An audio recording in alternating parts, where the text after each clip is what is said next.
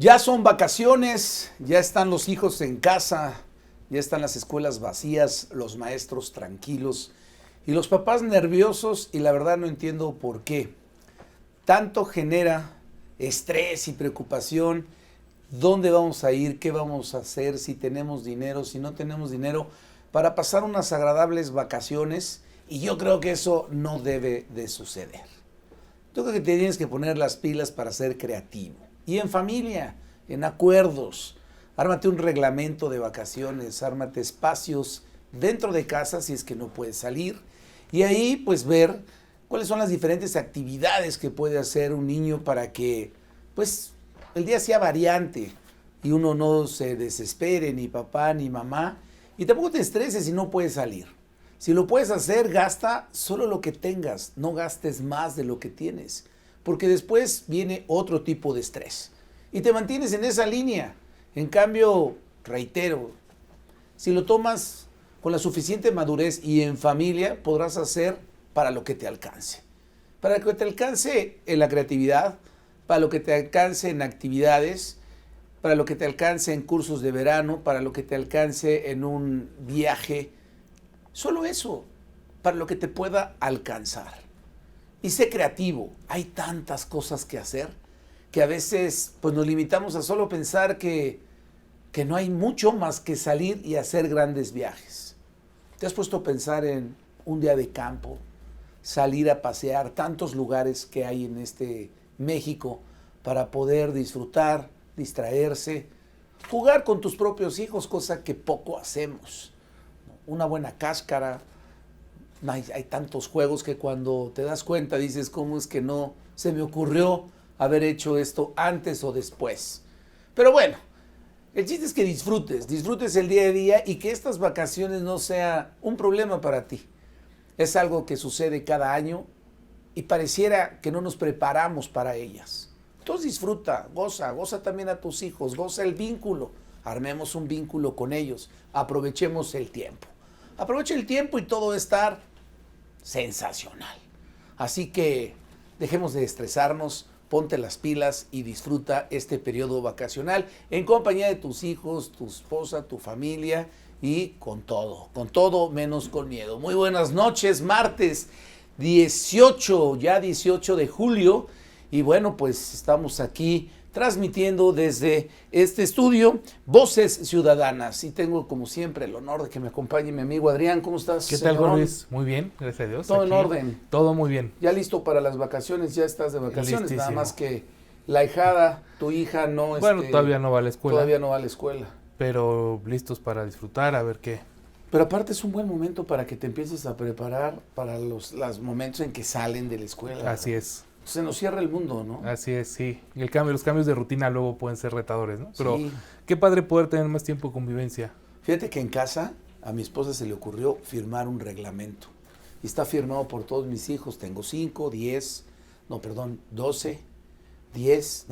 13, 10, 8, 6 y 6. Y están las 6 firmas ahí. Entonces Super. Tienen lectura diaria, que eso está muy bien. Ajá. 20 minutitos, tampoco exagera y ponga a leer 1 hora a los chavos. Pero tienen lectura diaria, tienen también horarios para comer, porque de repente abren todo, sacan para todo. Ser ordenados Así, también. Sí, tiene ahí su reglamento bien planteado y todos están bien contentos.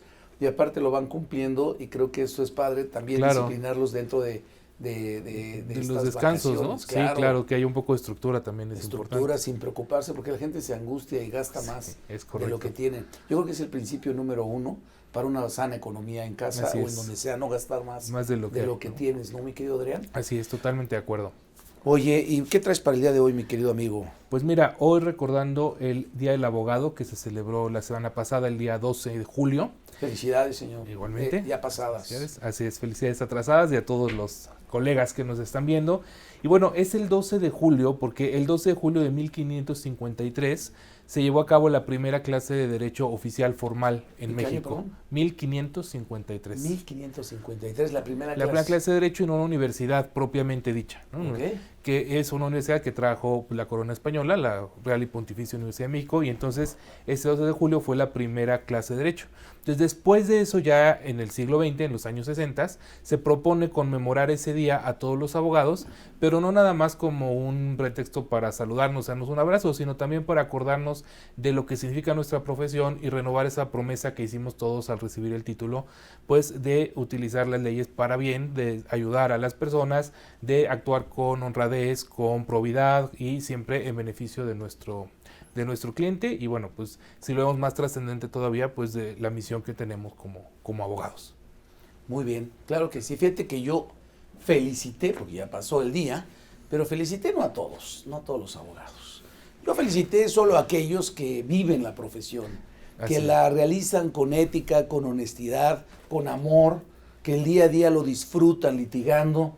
A esos abogados les mando una felicitación y no felicito a aquellos que utilizan la abogacía para operar, Así porque es. operan en el tráfico de influencias, porque operan para enriquecerse, porque operan para llenar su ego, para ser protagónicos. Hay que tener cuidado. Hay extraordinarios abogados que se dedican a eso, Sí, claro. que se dedican a operar, que se dedican... Y por eso también la profesión, pues, es mal Esa vista, mala fama. ¿no? Y de hecho, fíjate, ahorita que hablas de operadores, de nuestros presidentes de la República, de los últimos 11, 7 han sido abogados. Fíjate, qué Entonces bonito. vamos a ver qué tal les suena, a ver qué tan bien parados nos dejan. Enrique Peña Nieto, Ujú. Felipe Calderón, Miguel de la Madrid, José López Portillo, Luis Echeverría, Gustavo Díaz Ordaz y Adolfo López Mateos han sido todos ellos abogados. Los otros no, han variadito, ¿no? Pues qué pena con el vecino, ¿no?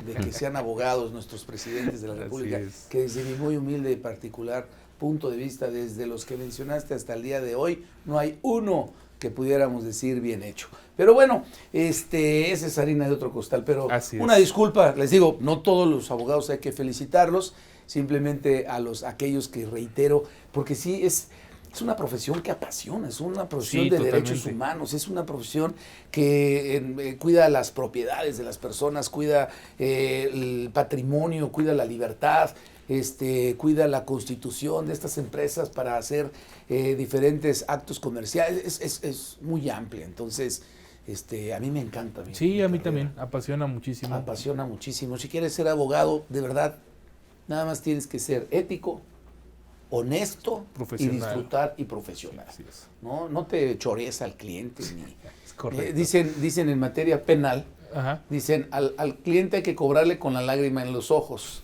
Está muy fuerte, Sí, está ¿no? Digo, es fuerte. muy interno, ahorita van a hablar colegas y decir, eso no se dice, eso es interno, pero no abusen, o sea, es mejor darle paz, tranquilidad, que es parte del abogado. Aparte, sin necesidad de estar operando y sin necesidad de enriquecerse en base a tráfico de influencias y en base a todo esto que menciono, es una carrera, es una profesión generosa. Así Que es. si se hace con ética, que si se hace con honestidad, si se escoge ese camino, también reditúa mucho. Pero por supuesto, claro. Y el que sí. abogado, pues la arma. Así es, ¿no? un buen abogado pues, tiene derecho a cobrar sus honorarios justos y sin necesidad de hacer todo esto que mencionas, ¿no? Así es. También estuvimos en Colombia, les mandamos un saludo a todas las personas que nos apoyaron correcto. en Colombia, en Medellín. Medellín y Manizales. Qué hermoso Manizales, bueno, Qué bonito hermoso lugar. Medellín. Todo, sí, pero Yo estudié allá, tuve la oportunidad, he estado muchas veces allá, pero esta vez lo disfruté. Bueno, hubo un día que no. muy pesado, Muy mucho pesado. trabajo. 3 ¿no? viajes, Tres vuelos. 3 vuelos tomamos un mismo día, pero les mandamos un saludo. Aparte tengo muchos amigos colombianos y mucho que decir de Colombia. Y bueno, pues hoy es santo de San Arnulfo. Arnulfo, un amigo de mi papá, le mandamos un saludo. ¿Quién más? ¿Arnulfos no tienes? Arnulfo Romero, ¿Quién es? Monseñor. ¿Monseñor? También Monseñor fue obispo de Monseñor. San Salvador. San Salvador. Arnulfo R. Gómez, que fue un revolucionario mexicano, que estaba opositor al gobierno de Porfirio Díaz. Mira, Y fue candidato a la presidencia por el partido antirreelección, Partido Nacional Antirreelección. ¿Qué tal? ¿No te Mira, sabías a ese no, Arnulfo? no Le conocí mandamos ese Arnulfo. un saludo. Y también día de Federico Montero, mi primo, le mandamos un saludo. Federico, ¿qué otro Federico? Federico García Lorca, ándale. poeta español, dramaturgo, que tiene obras importantes, que no me acuerdo, pero que, ¿no? Federico el Grande. Federico el Grande. gran Bodas conquistador sangrientas o Bodas de sangre es una de las obras de Federico García Lorca, pero no. Un poeta muy... A mí me gusta mucho la poesía de... Sí, claro. Mucha autobiografía también. También, de él, ¿no? sí. Pero bueno, también, ¿qué otro Federico? Federico, allá, producción. Gerardo, tu tío, Federico, le mandamos. Allá, Toño. Ahora, nadie se acuerda de Federico. Termina el programa y en la cena empiezan todos. Federico también. Federico Doring, político. Federico claro, compañero mío, es del PAN, Mira, ¿no?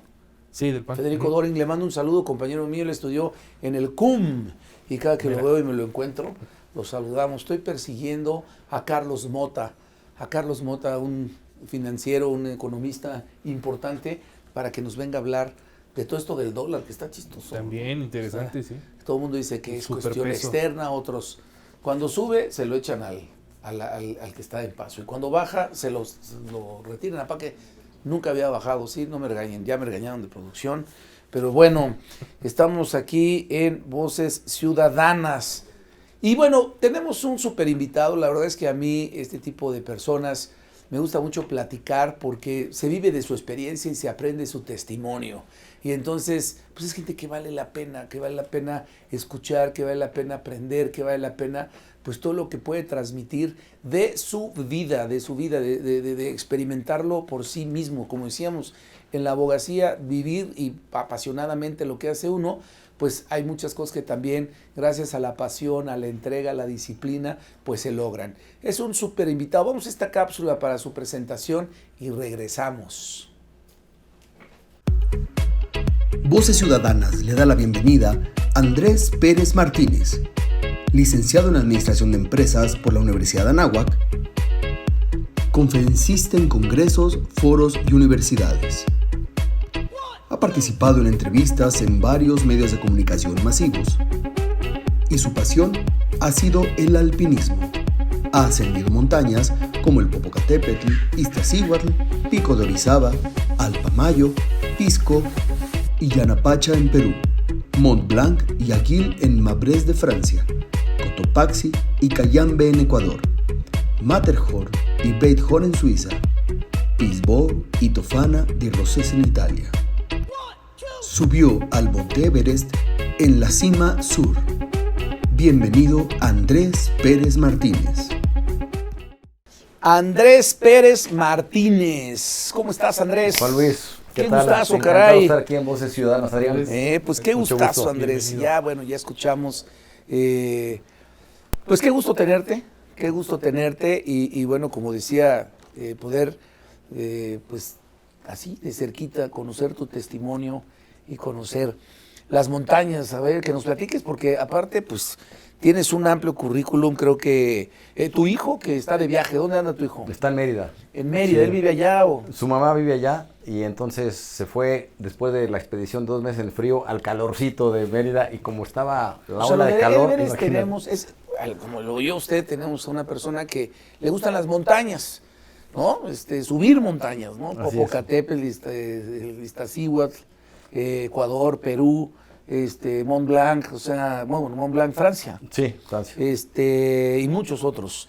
Pero la última fue el Everest, que ahorita nos vas a contar lo que significa, pero cuéntame un poco, porque son deportes definitivamente de alto rendimiento, estamos de acuerdo, y aparte el hecho que lo hagas con tu hijo. Cuéntame de tu hijo. Entonces, ¿cuántos años tiene tu hijo? Tiene 19. 19. Ahora, por lo que sé, empezó a subir contigo desde los 12 años o antes. Antes, desde que tenía 3 años chiquitito, lo llevé al Xitle, su primer volcán, que está esta montaña en el sur de la Ciudad de México, cerca de la Jusco, y ahí lo llevé media hora de subida y vio el cráter, que está divino, y dijo, wow, ¿A qué edad? 3 años. 3 años. De hecho, de regreso hasta se durmió, lo tuve que bajar con una mano cargando, pero de ahí se apasionó y me dijo, papá, lléveme más montañas. Entonces lo empecé a llevar a los diferentes bosques que hay aquí alrededor de la Ciudad de México, sobre todo, hasta que por ahí de los 7 ya subió el Ajusco por primera vez, después el Nevado de Toluca, y a los 12 años subió el Iztaccíhuatl, que ya es una alta montaña, y a los 13 el Pico de Orizaba, la montaña más alta de México. ¿Cómo empiezas tú? O sea, tú eres un joven, ¿dónde te nace esa atracción por, pues debe ser la naturaleza, por las montañas? ¿Cómo empieza tu familia? Cuéntame. Sí, es que esto viene de familia porque mis papás nos llevaban a mí y a mis hermanos mucho al bosque, al campo, y mi papá dijo, vamos a subir el Popocatépetl. Entonces nos entrenó muy fuerte en varios bosques y hicimos una caminata de México a Tepoztlán, en bicicleta de México a Tequesquitengo, de una condición impresionante.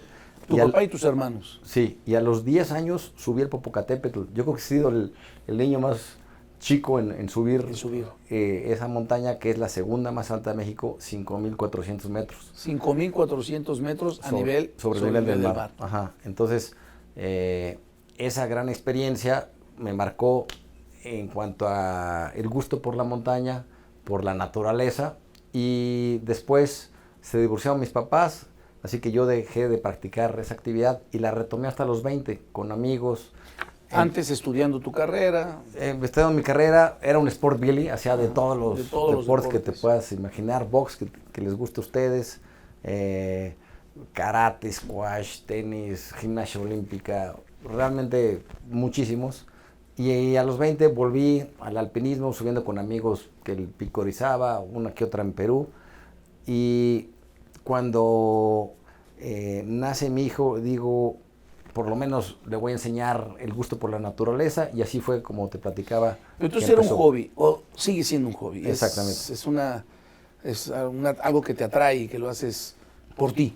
Sí, para mí es ir a la montaña, es un estilo de vida, es en parte salirte de la rutina, salirte de la civilización, alejarte y meterte en espacios naturales, convivir en otra dimensión con la gente con la que estás, porque ahí no hay caretas, ahí no hay ninguna, digamos, tarjeta de presentación de que si tienes mucho o poco dinero, X o Z religión, ahí eres un alpinista más, y es muy padre que conozcas a la gente de manera natural, tal como son, ¿no?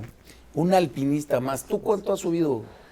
Híjole. ¿Qué montaña has subido, Adrián? He subido el Cerro Moctezuma, que está por casa de mis papás, pero no creo que tenga ni que ver, no, quién sabe, es una montañita.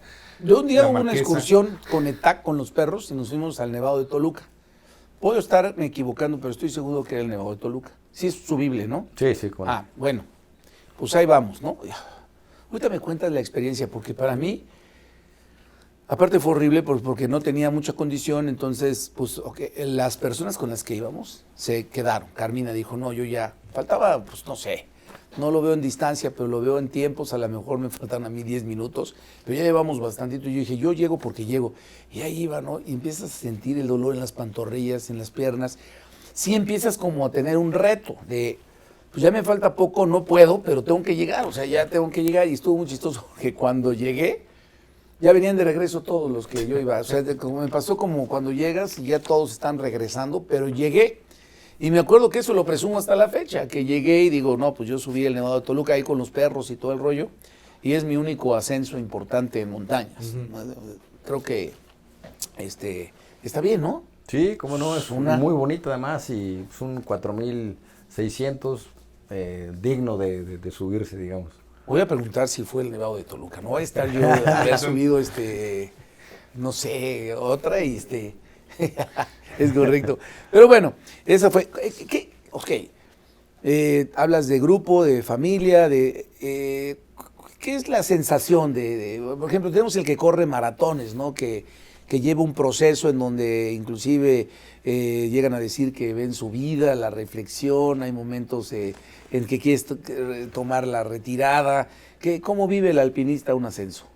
Pues a mí me encanta y disfruto la montaña desde el inicio del proceso, es decir, desde que decides qué montaña vas a subir, investigas si es que no la conoces, las diferentes rutas, hablas con expertos que ya la han subido, y ves fotos, videos. Desde esa parte ya empezó la gozadera, y obviamente cuando llegas al lugar y empiezas a ascenderlo, empiezas a vincularte con la naturaleza, entonces es maravilloso. Claro, hay unas mucho más exigentes que otras, hay unas que te las puedes llevar como día de campo, y otras que sí te exigen el 100% desde el inicio, entonces dependiendo a cuál vas.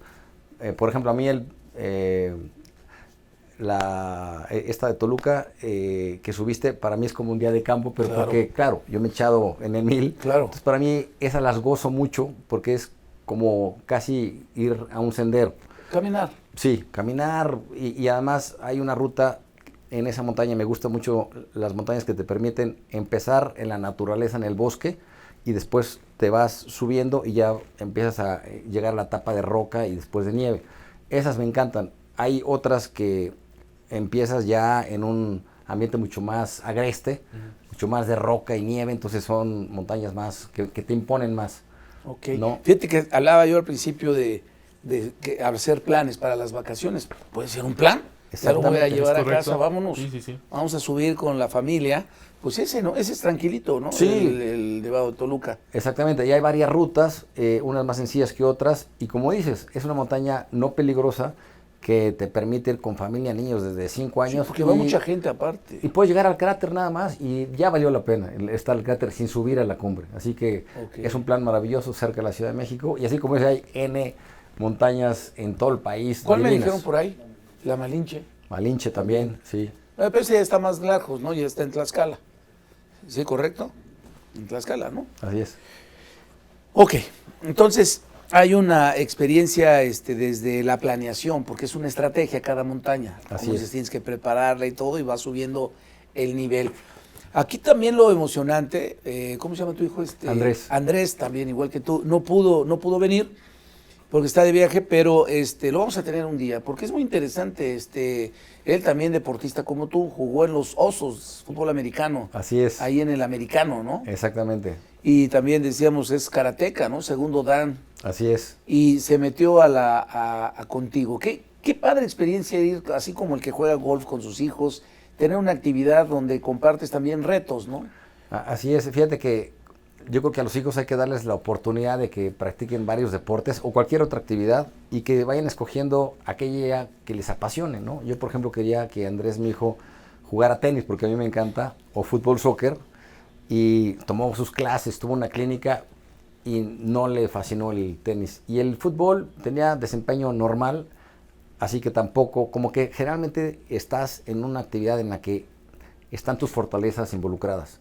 Entonces, cuando se metió al karate, dijo, wow, además de que le gustaba, se sentía muy bien, era muy competitivo, muy competente. Entonces, ahí se quedó y se clavó, no sé si 12 años hasta ser segundo dan, y más adelante, por ahí de los 15, quizá 16, se metió al americano, al fútbol, y también le encantó. Ahí deportes de alto riesgo. De alto riesgo.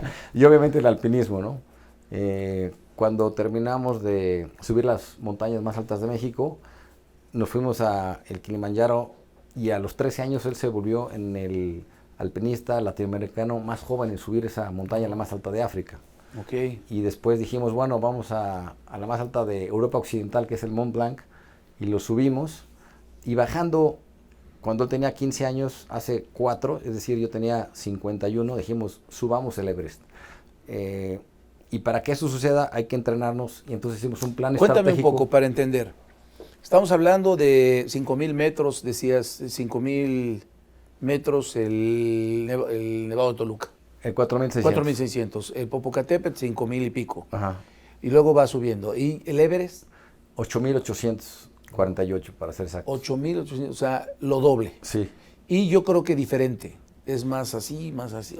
¿Cuál es la diferencia? ¿Por qué el Everest es la cumbre a alcanzar? Por dos cosas. La altura, dos, lo largo, que son 23 kilómetros desde el campo base hasta la cumbre, pero sobre todo el poco oxígeno que hay. O sea, el gran reto es que tu cuerpo no se desempeña como en cualquier otra montaña más baja, sino tienes esa, digamos, ese hándicap, esa desventaja, que es el subir una montaña con menos capacidad de oxígeno en tu cuerpo, y por lo tanto te exige mucho más físicamente. Fíjate qué bueno que haces, porque yo le estaba regando, a lo mejor a alguien también. Pero cuando te dicen que de altura tienes 5,000 metros, te imaginas que caminas 5 kilómetros. Ajá. Bueno, Sí, yo me sí, imaginé sí. eso como Sí, si, claro, bueno, como son 5 si kilómetros, un 6. ascensor, ¿no? Ya Ajá, llegas un a la ascensor, cumbre. 8,000 metros.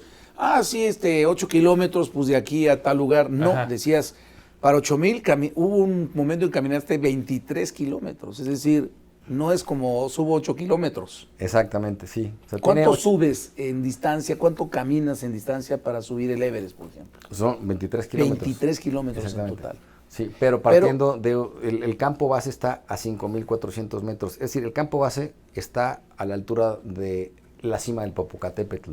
Ok. Es decir, casi a la altura del pico de Orizaba, digamos. Entonces, imagínate si cuando subes el pico de Orizaba te sientes en un estado vulnerable porque hay frío, viento, poco oxígeno relativamente, ya de ahí imagínate que ahí este es tu punto de salida. Entonces, Wow. de ahí échate 23 kilómetros para arriba, que son, para llegar a la cumbre, 5 días de subida. Y 5 días de 5 subida, o sea, duermes ahí. Sí, Hay duermes. mucho que platicar, vamos a ir por partes, Ok. porque es bien padrísimo. A ver, primero, cuéntame, ¿qué has visto padrísimo en cuanto a la naturaleza? Porque yo creo que te debes de encontrar algún animal que digas, íbamos subiendo cuando de repente, no sé, vimos una cabra, un oso, o un insecto así rarísimo, o inclusive decir, oye, si pasamos por ahí está una águila, no tengo ni idea. Tu experiencia en cuanto a flora y fauna, a ver, cuéntame, lo más padre. Ajá, bueno, en las montañas, la parte baja de las mismas es donde sí hay flora y fauna abundante. Es decir, hay bosque y ves aves, y no me ha tocado ver, solamente una vez en México vi un jaguar. Y fíjate que tuve la oportunidad de ir a África a unos safaris y vimos todos los animales que se pueden ver en África excepto el jaguar. Ok. Y lo veo ahora en México, en el Manilalco, solo. Yo me fui a entrenar y ahí en medio de la nada, en la montaña, de repente, de churro, lo veo como a unos 7 metros arriba de un árbol. Me estaba viendo y me puse nerviosísimo. Claro. Porque dije, si me sigo y no me doy cuenta, igual se me echa a la nuca, ¿no? Entonces ya lo espanté, se fue, porque pues, obviamente tiene miedo al hombre si le hace ruido. Pero yo iba Pero eso con lo mucho... tenías que saber. O sea, eso te preparas también. Decir, ¿qué pasa si me... Sí. Porque otro se queda ahí tenso, otro... Sí, agarré mis piedras y entonces iba gritando para que no me fuera a acechar, ¿no? Pero ves animales en todas las montañas que he subido, en la parte baja, pues según donde estés. Puedes ver yaks, que son estos animales como toros con mucho pelo en los Himalayas. En los Alpes ves muchos como borregos muy particulares en esa zona. Estos en que América se ves parecen, llamas. los discos así, con sus... Ah, sí, también las cabras. Ajá, pero que Sí. están en un... Sí, ahí sostenidas de la nada en, De la nada. en los acantilados. Pero en la medida en que tú te subes, ves algunas águilas increíbles en los Andes, pero en la medida en que subes ya deja de existir vida. De hecho, ya a partir de los 6,000 no hay nada, no hay Piedra nada vida más. absoluta. Ajá, exactamente. Ok. Entonces estás solo ahí sí completamente con quienes Ok, estás. entonces ¿no? la primera parte está padre porque ves vegetación, también debe haber vegetación muy bonita, muy colorida. Sí, y por ejemplo, hay montañas que inicias desde abajo, como en el Kilimanjaro, que sales desde 1,500 metros sobre el nivel del mar. Entonces, es un esquema tropical el que ves. O sea, flores, N tipo de vegetación, no bosque todavía. Y ahí, en la medida en que subes, empiezas a llegar al bosque y luego a otro tipo de Guau, vegetación qué más de padre. montaña. Oye, y arañas, tarántulas, víboras, nunca has dicho, ahí puse la mano y ya estaba al lado la tarántula. Me han tocado ver víboras cascabel mucho aquí en el Ajusco, varias, entonces hay que tener cuidado porque nosotros muchas veces nos metemos por, digamos, caminos que vamos nosotros abriendo brecha, es decir, no caminos formales, y ahí es donde te las encuentras. Entonces hay que tener botas altas y bueno, estar preparado por si ves una cascabel, que no, obviamente se asustan, pero si están ahí medio dormidas y vas tú rápido, te las puedes encontrar y se te pueden aventar. Wow, fíjense que es todo un arte, digo. Ay, pero estos que yo les digo de TAC, que le mando un saludo a Gerardo García, entrenador de perros ahí en la escuela de canina, hace también caminos, o sea, vamos, nos metemos por ahí atrás de rumbo a Toluca, nos metemos y hay laguitos y todo, vamos con los perros. Pero por ejemplo hay unas hojas, o hay una zona de hojas, donde te resbalas Muy bueno, yo me resbalé y pasé a todos y no hay forma de detenerte porque pues es como la propia hoja te va llevando. Y así es, ¿no? De repente hay lugares donde a lo mejor la humedad te hace resbalar, tienes que llevar botas especiales, herramientas especiales para poder controlar, ¿no? Sí, y hay algunos montañeros que se lastiman abajo, cayéndose de las hojas, como dices, y no de los precipicios que están arriba, por descuido. Entonces, si tienes como objetivo llegar a una cumbre muy importante, hay que cuidar desde que te bajas del coche, pues. Claro, sí. Desde el bosquecito, porque hay una torcedura y tal, te pueden pedir subir a la cima, ¿no? Ok, padrísimo. Entonces, qué padre, ¿no? Imagínate ver un águila así llegar, volar, como dices, ver también el mar, ¿no? Ha de ser escenas padrísimas. Sí, en algunos volcanes, por ejemplo, en el pico de Orizaba, si hay un día perfecto, puedes llegar a ver el mar así de Veracruz, Wow. muy a lo lejos, o en el Nevado de Colima, también el Pacífico. Ves una línea así azulita, pero es el mar. Entonces, sí, las vistas de cuando te toca buen día, sobre todo en la mañana, que no hay nubes, por ahí del amanecer, y ves toda la cordillera, por ejemplo, estando en el Mont Blanc, nos tocó ver el Matterhorn, que es la montaña, digamos, ícono de los Alpes que está en Suiza. A 220 kilómetros desde Mont Blanc se veía un triángulo perfecto que era el Matterhorn, Wow. por ejemplo. Entonces, tiene una visibilidad impresionante estando allá arriba. Qué impresionante, sí. Vamos a Es aventarnos el increíble. Ándale. Son Yo- retos, Fíjate ¿eh? que ahorita se acordaba, yo una vez traté de subir el lista. Digo, yo llegué a un nivel bajo, no muchos se siguieron, pero me costó muchísimo trabajo incluso llegar ahí. No, te tienes que preparar. Sí, claro. Tienes Sí, que sí, preparar. sí. Yo tengo un amigo que se preparó y creo que ha sido de sus mejores logros, subió el Popo, se preparó y creo que toda una hazaña, ¿no? Ujú. Digo, ya tengo muchas cosas que hacer. Ahorita Carmina va a decir ahora que va a querer subir el Popo, se va a preparar, va a salir Correcto. emocionado. Oye, qué padre, 5 días, quiere decir...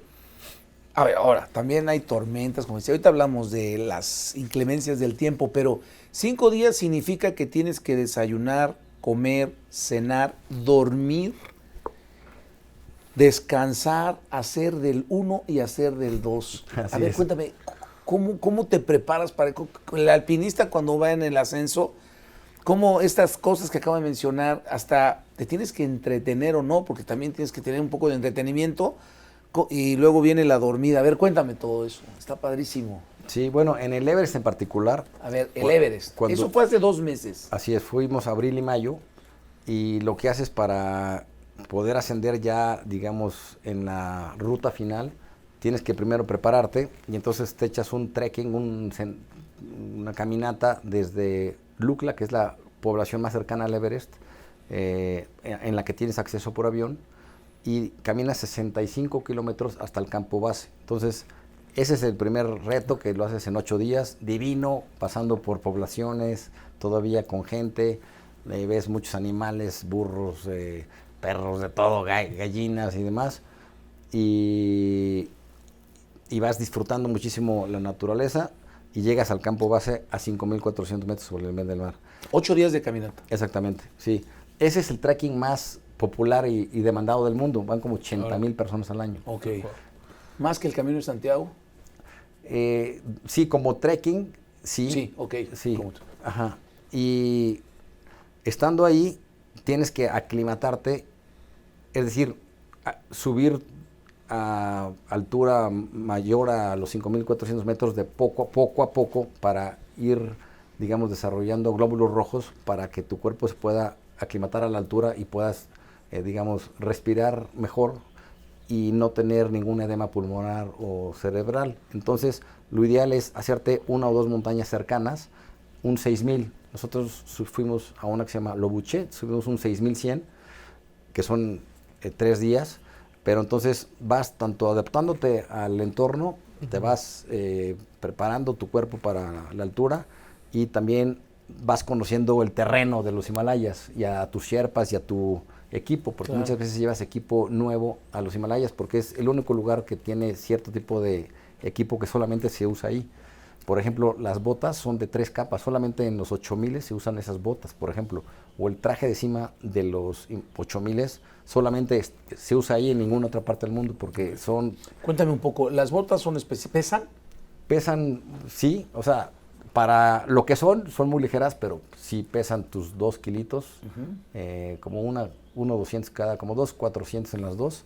Son de 3 capas y lo importante es que estén aisladas lo más posible de la humedad y del hielo, ¿no? Obviamente. Claro. Okay. Pero el traje encima es una chulada, es como de astronauta, es como de una sola pieza y es calientísimo, entonces ni siquiera te lo pones hasta que llegas al campo 3 a los 7300, porque si te lo pones antes, incluso en la nieve y en el hielo de los 6000 te asas. Claro. Okay. Entonces, la verdad es que mi respeto a esos trajes, es una chulada. Entonces, te echas una montaña de aclimatación y antes de subir hacia la cima del Everest tienes que hacer una rotación, se llama. Es decir, tienes que subir a campo 1, a campo 2, o sea, campo 1 y duermes. Al día siguiente subes a campo 2, duermes. ¿Ahí cómo duermes? Normal. Sí, duermes en unas tiendas de campaña. Okay. Duermes muy mal. La verdad, las peores noches de mi vida fueron en esa rotación porque ya es dormir a 6100, a 6700. Entonces, obviamente, tu cuerpo no está acostumbrado y pasas unas noches de horror. Sientes que te ahogas, se te acelera el corazón. ¿Dónde está lo padre, por ejemplo, en eso? ¿No? Sí. Bueno, hay que... No, entiendo, pero sí. me refiero, sí, la pasas mala noche. Sí, la Ahora, verdad, sí. yo entiendo que las campañas, ¿cuántas personas van? ¿Van un equipo? Sí, hoy por hoy hay empresas que manejan las expediciones y ya están bien organizadas. Entonces, típicamente hoy tú como cliente no cargas la tienda de campaña, sino los mismos Sherpas van estableciendo los diferentes campamentos, que son 4, y también suben la comida, y en el caso del campo 1 y 2 todavía hay una carpita de alimentos, pues como un micro restaurancito, que tú no te encargas de eso, tú llevas tus cosas nada más, tu ropa y tu equipo técnico, ¿no? Entonces, cuando llegas, ya están puestas estas tiendas que las usas tú hoy y mañana Adrián y pasado yo. O sea, están en esos 2 meses muy ocupadas. Entonces, hay que optimizar, digamos, la infraestructura que se monta. Por ejemplo, el campo base, vivimos 2000 personas ahí y es un pueblito que se monta en abril y se desmonta en mayo cada año y hay que llevar una serie de infraestructura a través de diferentes medios de transporte, helicóptero, a través de porteadores, o sea, seres humanos, de animales de carga, y es increíble cómo se monta y va y en finales de mayo se acabó el pueblito del campo base. Lo mismo en los campamentos, pero a nivel micro, es decir, el campo, cada compañía monta sus campamentos. Entonces, por ejemplo, en el caso nuestro quizá habían unas 8 tiendas en campo 1 y en el campo 2 había más, quizá unas 30, porque es como el hub, digamos, es como el punto estratégico y logístico por excelencia en el Everest, es el campo 2, porque hasta ahí sí puede llevar el helicóptero, es el último lugar que puede llegar. Y entonces ahí, digamos, se abastece de tanques de oxígeno, de alimento, de tiendas, de equipo, para que de ahí se pueda trasladar, armar el campo 3 y el campo 4. Entonces, pero para responder tu pregunta, tú llegas y ya está la infraestructura lista, y ya que hiciste esta rotación al campo 1, campo 2 y campo 3, bajas a campo base. Eso significa que tu cuerpo ya se aclimató hasta 7300 metros y te preparas, descansas en campo base para el ascenso final. Wow. Y ese ascenso final es ya otra ruta.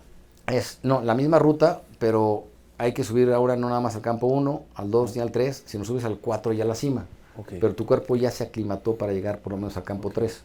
Entonces, en esa primera rotación no llevas tanques de oxígeno, te lo echas a pulmón, justamente para aclimatar, para que tu cuerpo desarrolle glóbulos rojos, y ya en el ascenso final subes otra vez campo 1, campo 2, campo 3, y en el 3 ya te pones oxígeno, y desde el 3, que es 7300, subes al campo 4, que está a 8000, que es donde inicia la zona de la muerte, porque hay muy poco oxígeno, por lo menos una cuarta parte más o menos de oxígeno de lo que hay aquí a nivel... Una cuarta parte. Sí. Te debe costar. Entonces por eso traes El oxígeno. todo el tiempo, sin quitártelo. Ok. Y de ahí ya subes a la cumbre. Entonces es así como te echas los 5 días. Cada tramo es durísimo, la verdad. O sea, para llegar al campo 1 das todo. Y llegas Ahora, para ir al baño, ¿hay lugares para ir al baño? En campo 1 y 2 sí hay estos baños que son, ya sabes, portátiles de tela. Como los de la construcción, Sí. más o menos, o sea, de campaña, pues. De tela, sí. Y ya arriba de campo 3 y 4, no, donde puedas, ¿no? Ok.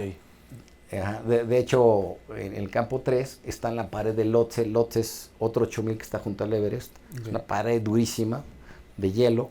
Y los Sherpas, para poder establecer el campo 3, hacen unas terrazas. Entonces, en cada tienda, como 3 Sherpas se llevan como 4 horas con palas, quitar hielo y hacer las terrazas. Entonces, en esas terrazas ponen como unas 4 tiendas o 5 y luego en la otra terraza arriba otras 5. Okay. Y así. Entonces, cuando llegas ahí, que por cierto ha habido gente que se muere por ir al baño, que cuando sales al baño tienes que ponerte ahí en tus crampones, porque si te sales tantito de la terraza es una bajada muy inclinada y te vas. Entonces, y te tienes que agarrar de la cuerda. Entonces, hay gente que no lo toma en cuenta o no. Se le hace fácil, digamos. Y pácale, se van y adiós. Te despides de esta vida. Entonces, hay que tener mucho cuidado cuando vas al baño, pero respondiendo a tu pregunta, cuando llegué, oye, ¿dónde haces? Pues ahí, pero hazte cuenta que estamos aquí nosotros. Y pues allá a los 2 metros, ahí haces del 2, enfrente de todos. O sea, entonces todo el mundo se hace güey para no ver, pero sabes que estás ahí porque no hay ni baño y no hay ni para dónde hacerse. Entonces es muy incómodo el sentido, pero ya te vale gorro porque estás en ambiente de montaña. Sí, claro. ¿Dieta especial? Sí. Sí. O sea, y comida especial también, ¿no? Mucha proteína. Sí, mucho carbohidrato. Carbohidrato. Sí. O sea, te preparas idealmente según donde estés en tu país. Nosotros nos preparamos 5 meses antes, durísimo, con un entrenamiento. ¿No? Sí. Sí. Con una nutrióloga, ya sabes. Pero allá la comida, digamos, en campo base es, digamos, basta. Hay como unos 8 menús que van cambiando y de todo, realmente, verdura, carne, pescado, pollo y tal. Y en la medida en que vas subiendo los campamentos, vas perdiendo alternativas. Claro. Okay. Hasta que en campo 3 y 4, pues básicamente son barritas. O sea, tú mismo, de hecho, escoges qué te llevas. Te dan ahí, hay como un lugar con un stands y comida. Tú dices, ¿qué vas a comer en campo 3 y 4? Y solamente los Sherpas te hacen una comida caliente. Entonces dices, ¿qué quieres? ¿Pasta o arroz o avena? Porque eso sí, nosotros lo preparamos ahí con una estufita de gas. Pero el resto, ya tú te comes barritas y sobre todo cacahuates o nueces de la India y de ese tipo de cosas. Wow. Y entonces viene el otro tema que es el clima. Por ejemplo, puede haber una tormenta de aire. Sí.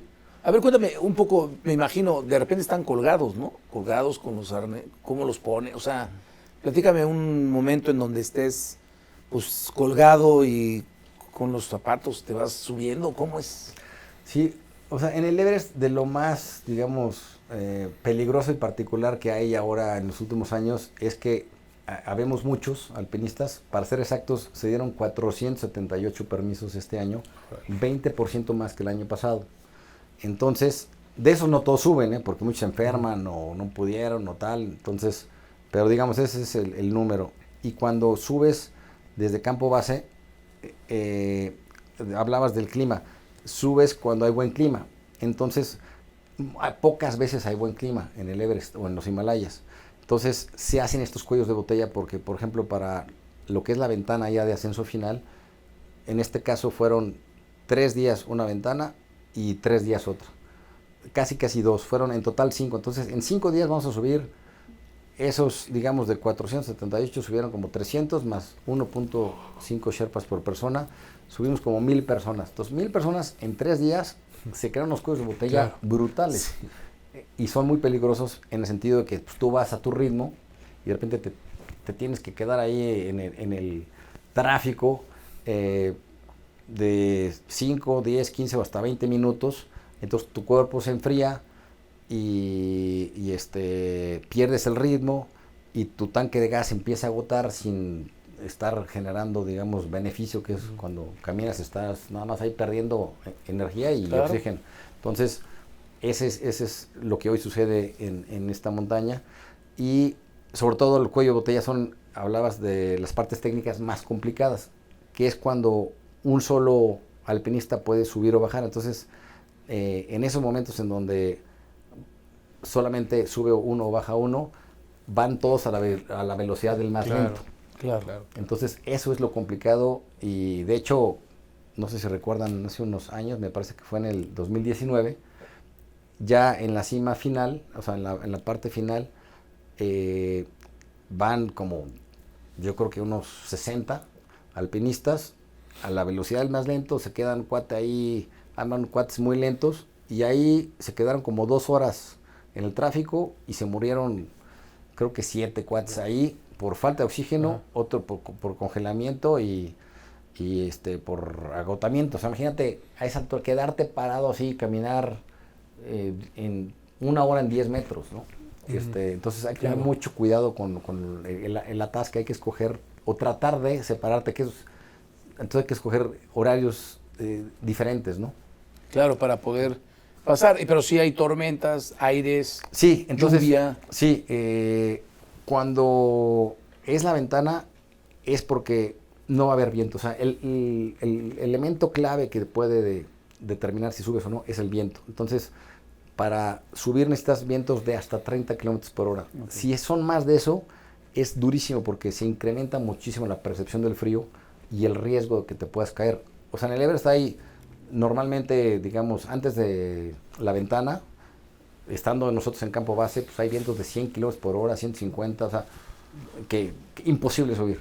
O sea, te mueres. Entonces, todo el mundo está esperando la ventana hasta que te dicen, oye, en 3 días hay una ventana, va a haber vientos de 20 kilómetros por hora, y es cuando ya sale todo el mundo. Pues todo el mundo se aperra para aprovechar esa ventana de oportunidad.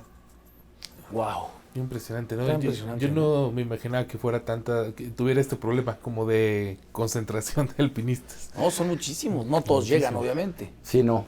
Cuéntame, ¿qué pasó hace 2 meses? ¿Ustedes intentaron subir? ¿Tu hijo llega a la cima? Cuéntame un poco. Y tú tienes un problema al subir, que es tu dedo. No, bueno, ¿qué pasó? En la primera ventana sube la mayoría de la gente. Ajá.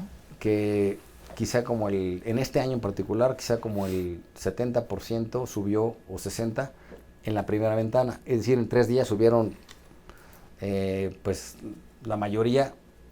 Y estando allá arriba en el campo 4, les cambió el clima. El objetivo cuando llegas al campo 4 es que una vez que llegas de campo 3 al 4, que son como de 8 a 10 horas de caminata durísima, llegas a las 2 de la tarde y ese mismo día a las 9 de la noche sales a la cima. O sea, solo descansas 5 horas. Okay. Y te echas toda la noche, te echas como 12 horas a la cima. O sea, es brutal, la verdad, el esfuerzo que se requiere. Pero cuando llega el primer pelotón al campo 4, estaba predeterminado que no iban a dormir, pero como cambia el clima, se tiene que quedar un día más. Y entonces, ¿qué haces con 250 personas?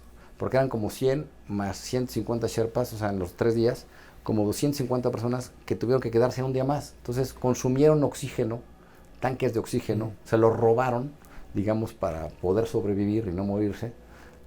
Los tanques que íbamos a usar, los que no habíamos subido todavía. Entonces, por ejemplo, a la empresa con la que nosotros fuimos, que es la más grande del mundo, por cierto, le robaron 52 tanques. Que los usan para, insisto, para no morir, pues. Sí, claro, no es, los tienen que usar. Exactamente. No hay otra compañía 30 y pico, así. Entonces, porque cuando están los tanques ahí apilados en el campo 4, no es que haya un cuate que, a ver, dame tu INA y te paso tus 3 tanques, ¿no? Claro. No hay nadie porque un Sherpa aguanta 2 días y si no se muere, entonces están sin vigilancia. Entonces, en teoría, llegan los Sherpas de la propia empresa y van tomando. Pero cuando no hay, imagínate tú como Sherpa responsable de tu cliente Adrián, llegas y ves que no hay tanques o te quedas, pues vas y agarras donde esté para no morirse. Entonces eso pasó. Entonces cuando nosotros en la segunda ventana y el último día subimos, En el campo 4 ya prácticamente no habían, había muy pocos tanques.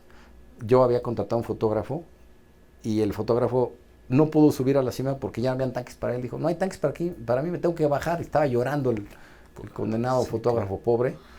Y nosotros sí teníamos los necesarios para subir.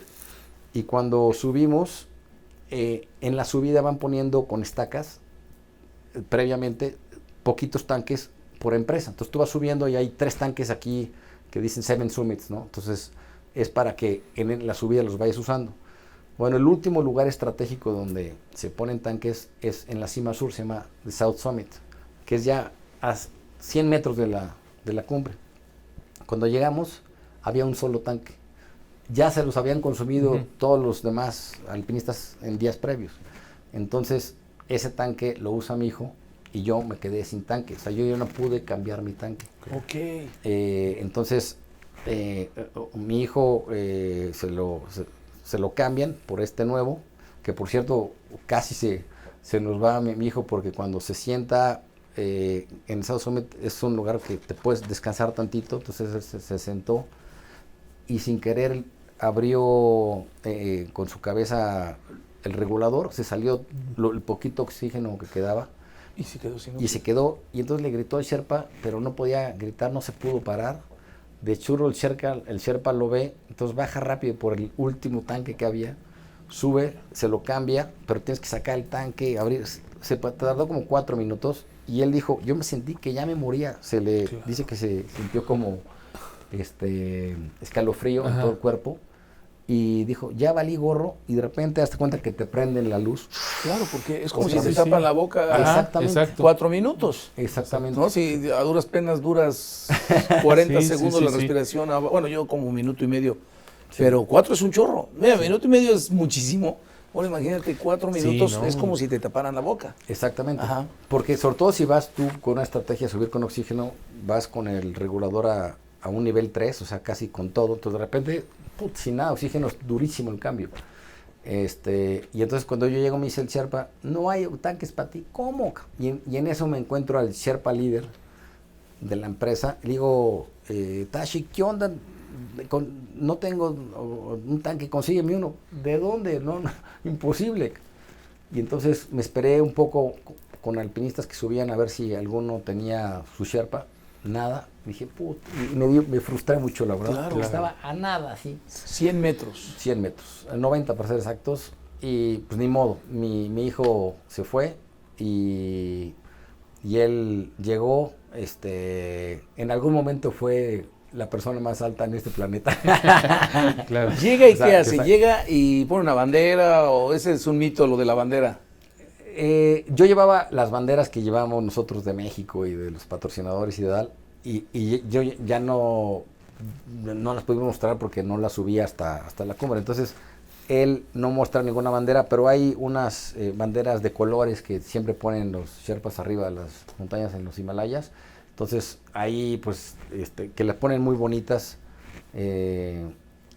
y es lo que hay en el Everest, o sea, de estas banderitas de colores muy, muy lindas y nada más, ¿no? Y fíjate que no sé cómo andamos de tiempo, pero No, adelante.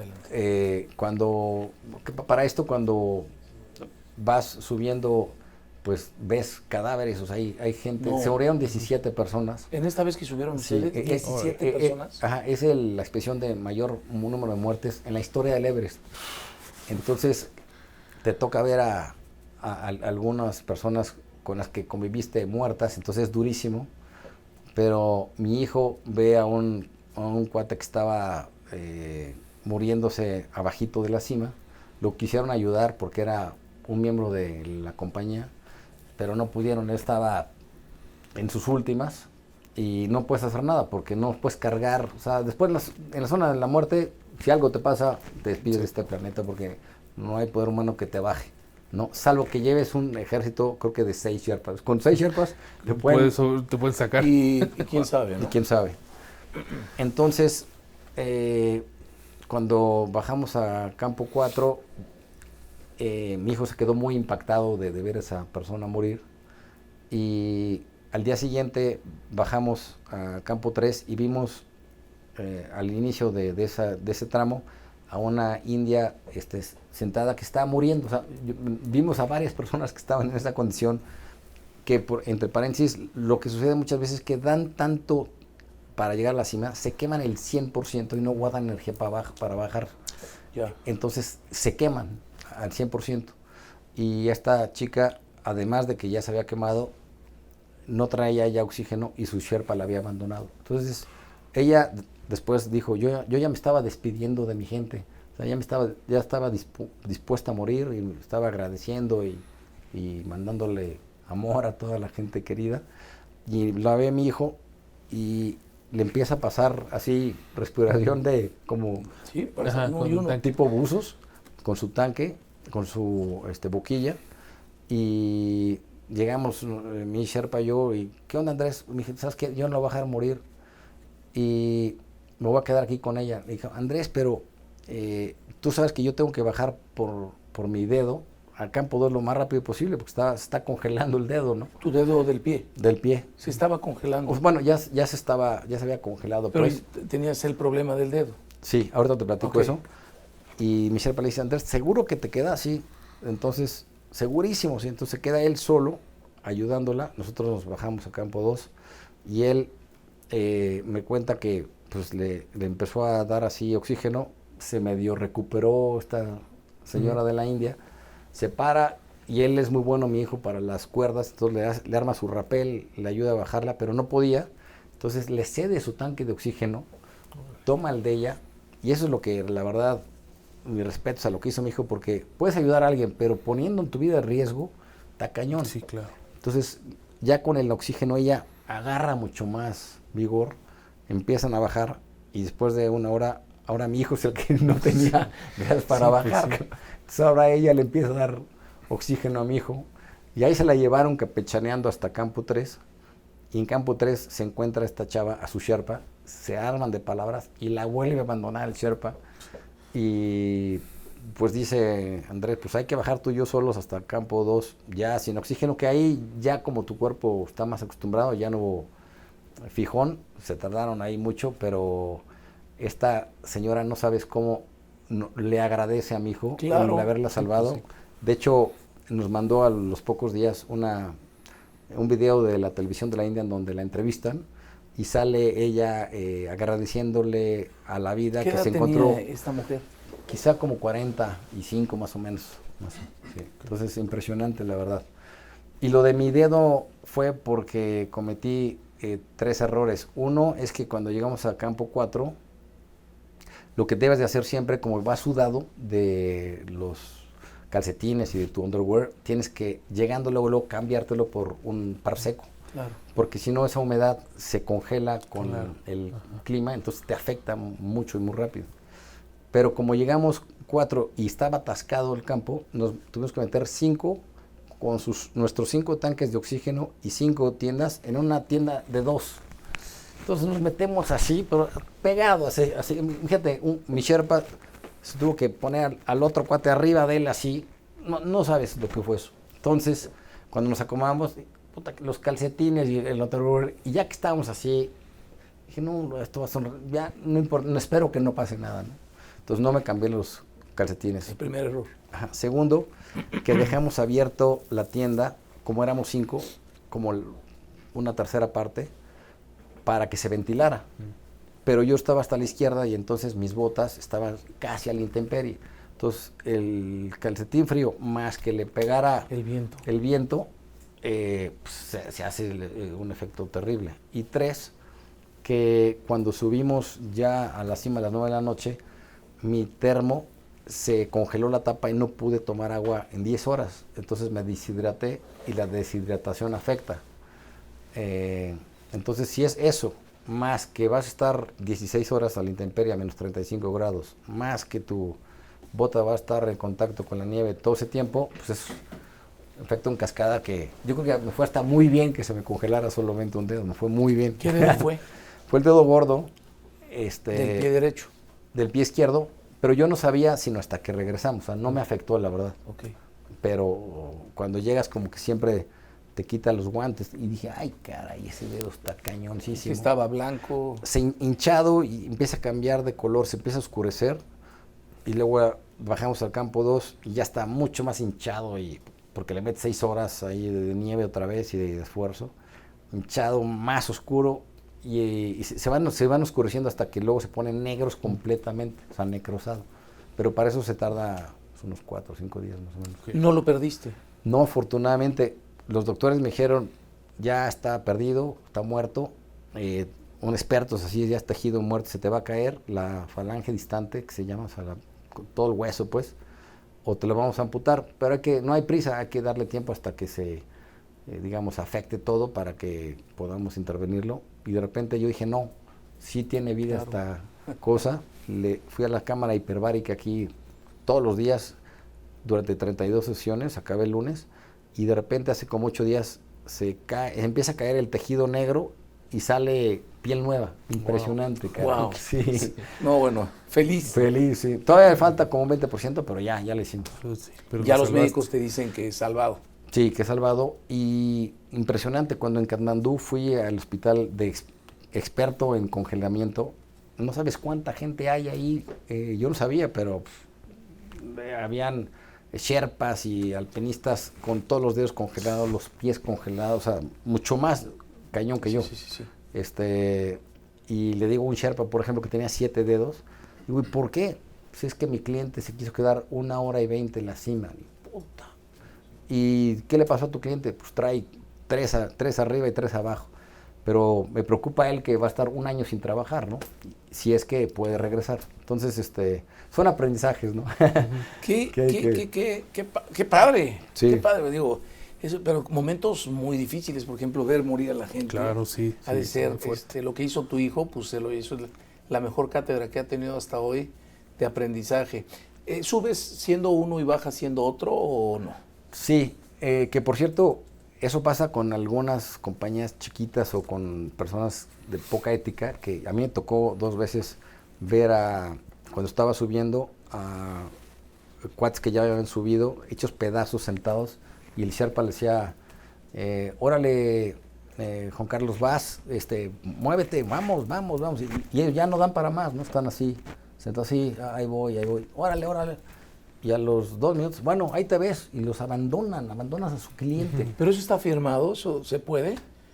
Porque el abandono, pues también es un estado de necesidad, ¿no? Si me quedo contigo, nos morimos los dos. Exacto, sí, eso lo entiendo, pero hay como niveles, es decir, yo sé que esos sherpas se pudieron haber quedado más tiempo ahí, porque... Como lo hizo tu hijo. Exactamente, Y ver un recurso y al final, pues sí decir, bueno, hice todo lo que pude, ¿no? sí. ¿Qué Entonces cosa? es muy duro, la verdad. Oye, ¿y esta gente que muere firma aún con la empresa? Sí, firmas de que eres responsable de todo, que puede... ¿Qué probabilidades hay que regrese sin vida? En este caso creo que fue el 3% de la gente murió, en esta expedición particular, pero fue algo inusual que se murieran tantos. Ok. Entonces cada montaña tiene sus índices. porcentajes. Es la más ¿no? alta, ¿no? La más alta, sí. Y que llegas a otro, sí, porque nunca te has esforzado tanto en tu vida como en esta montaña. O sea, ni Superman llega bien, todos llegamos hechos pedazos a la cima, la verdad, exhaustos. Entonces el hecho de dar no tu 100, tu 1000%, que no sabías que existía esa capacidad tuya, porque como te digo, das todo a campo 1 y luego échate al 3 y al 4 y dices, ¿cómo es posible que tuve esta capacidad para llegar a la cima? Es impresionante. Entonces cuando bajas y demás y reflexionas, que es durísima la experiencia, dices, te sientes así como que con un ego brutal, muy inflado, y dices, wow. Y ahorita digo,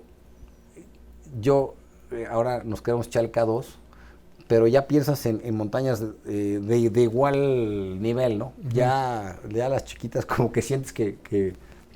¿Vas a intentar llegar al Everest? Si alguien me patrocina 100%, sí, porque es un lanal. Hablaste de patrocinadores. Sin patrocinadores, ¿cuánto te gastas para subir?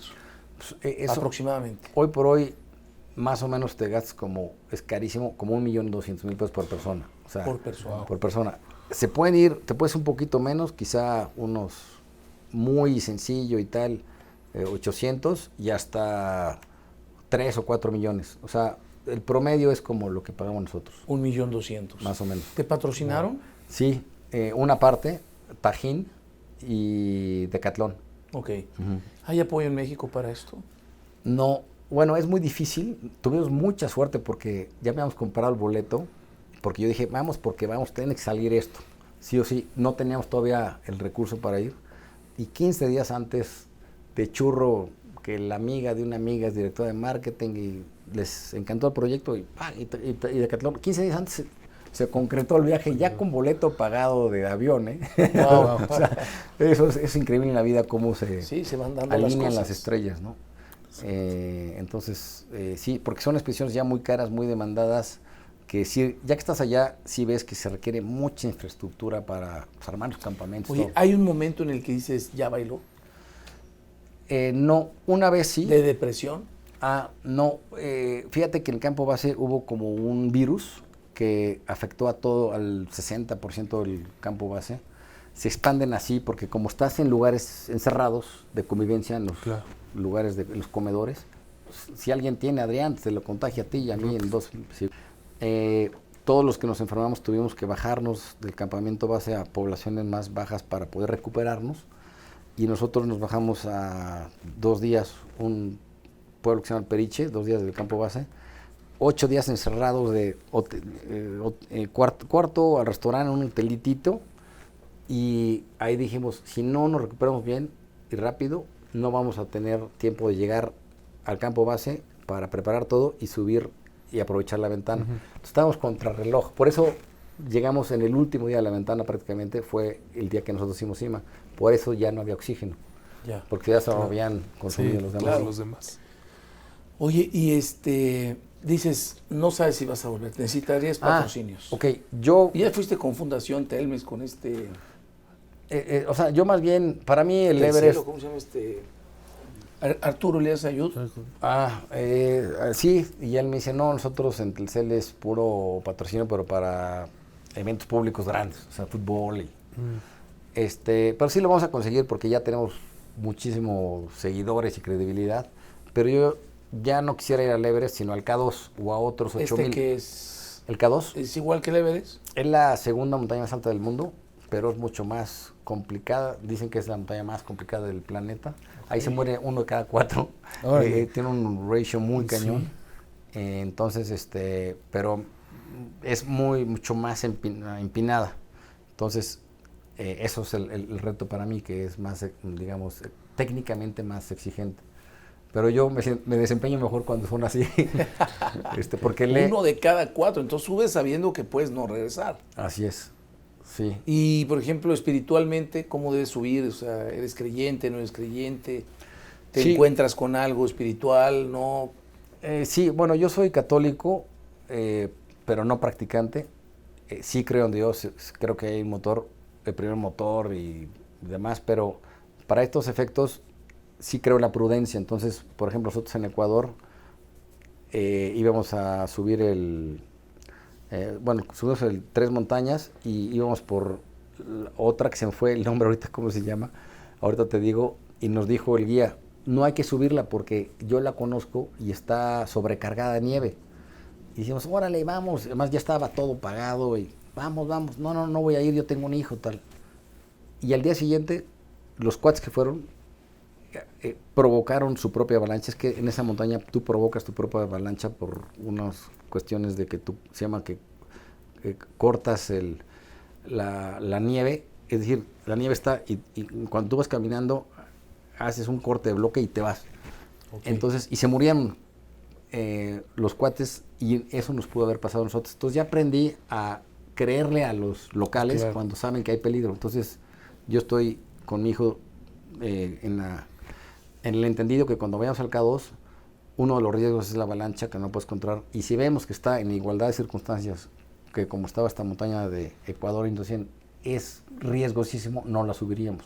Salvo que ya haya pasado la avalancha o haya no tanta nieve, entonces sí la subiríamos. Perfecto. Sí. Oye, Andrés, pues qué increíble, caray, qué experiencia en lo que podamos apoyarte. ¿Cuántos mexicanos han llegado al Everest, por ejemplo? 47 me parece 47. Que somos. ¿Y quedan registrados? ¿Y quedan...? Sí, o sea, para estos efectos... ¿Hay una asociación? ¿Se conocen todos?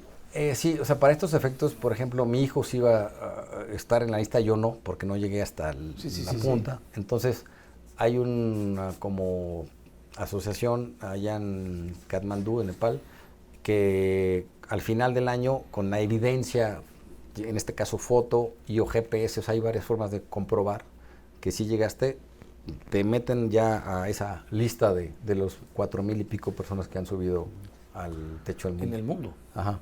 Wow. Uf, poquitas. Oye, y saludos a tu hijo Andrés, te felicitamos.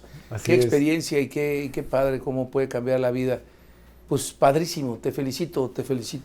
Sí, increíble, qué increíble experiencia, la verdad. ¿Cómo viste? Sí.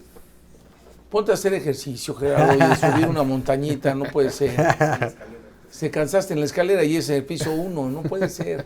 Sí, ¿verdad? Oye, Andrés, muchísimas gracias, la verdad. Órale. Tienes un libro también. Lo estamos escribiendo, okay. Y yo creo que en unos 3 mesecitos va a estar chulísimo. Y das conferencias y todo. ¿Cuáles son tus redes? ¿Dónde te pueden seguir? En APM de Andrés Pérez Martínez, APM2 Everest, en Instagram, y en Facebook, sí, APM2 Everest. Oye, bueno, pues yo ya te sigo. Órale. Yo ya te sigo y ahí no sabía, pensé que por el dedo, pero sí sabía que ya habías hecho terapia y que ahí lo comentas. Sí. Muy bien, pues fue un placer estar contigo, conocerte y bueno, pues hay que después intercambiar más experiencias. Déjanos seguirte un poco y en lo que se pueda también apoyar. Qué importante, ¿no? ¿Qué le dices a la gente para despedirnos? Algo sí, que cómo no. tengas tú en tu experiencia que dejar a la gente. Sí, pues a toda la gente de Voces Ciudadanas que establezcan su propia montaña, en que sea un gran reto, una gran montaña en lo que a ti te apasione, que hagas un plan estratégico y que goces el camino para que disfrutes desde el día 1 y hasta que llegues a la cumbre de tu propia montaña. Padrísimo, tu propia montaña, está increíble. Gracias, Andrés. No sabes cómo, por lo menos a mí me llevo muchas cosas, a mí me encanta, no sé, profundizar en todo. Y sí, crear nuestra propia montaña está increíble, ¿no? Es un gran reto. En lo que sea, sí, claro. Cada quien disfrutar el camino, eso es lo más importante. Y va a haber situaciones, imprevistos, ser prudentes. O sea, se va a dar todas las condiciones que acabamos de platicar en nuestra montaña, pero al final del día puedes llegar a la cima y puedes disfrutarla. Así es. Andrés, un honor, felicidades. Luis, gracias, Adrián. Que estén Adrián, gracias. Felicidades por el programa. Gracias. Gracias, pues sí, eso, ¿no? Tomar este reto, yo creo que hay que quedarnos con esto de hacer nuestra propia montaña y ir disfrutando el camino, me parece una gran invitación. Totalmente, pues muchísimas gracias a todos. Les reitero, tengan unas vacaciones, disfrútenlas, crean su propia montaña y échenle ganas con ánimo, ¿no? Acuérdense que la actitud es el aroma del alma. Y con buena actitud, subiendo nuestra propia montaña, es como vamos a realmente transformar este país, es como realmente vas a transformar a tu familia y lo más importante, es como realmente te vas a transformar tú. Y lo que tú transmitas, híjole, vale oro. Nos vemos pronto. Gracias.